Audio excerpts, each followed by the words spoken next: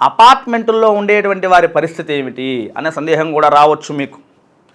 అపార్ట్మెంట్లో మరి అందరం కలిసే ఉంటాం కదా అనుకున్నప్పుడు, ఇదివరకు శాస్త్రంలో ఈ అపార్ట్మెంట్ల గోలే లేదు. ఇప్పుడైతే విపరీతమైపోయింది. ఎక్కడ చూసినా కూడా అపార్ట్మెంట్లే. మరి ఎవరికి ఆశౌచం ఉన్నదో తెలియదు, ఎవరికి పురుడుందో తెలియదు, ఎవరికి మైలుందో తెలియదు, ఎవరింట్లో శుభకార్యమో తెలియదు. అందరూ కలిసి ఆ లిఫ్ట్లోనే ప్రయాణం చేస్తూ ఉంటారు. మరి వారు వీరు అందరూ ఒకటవుతారు కదా. ఇవన్నీ కూడా మనమే చూసుకోవాలి. వీలైనంత వరకు కూడా ఆ పార్థివ దేహాన్ని ఆ అపార్ట్మెంట్ కింద పార్కింగ్ ఏరియాలో పెడతారు. పెట్టినప్పుడు కనీసం అది తరలి వెళ్ళే వరకు కూడా ఆ అపార్ట్మెంట్లో ఉండే వాళ్ళందరూ కూడా ఈ నియమాలని పాటించడము, అలవాటు చేసుకోవడం కూడా చేయాలి.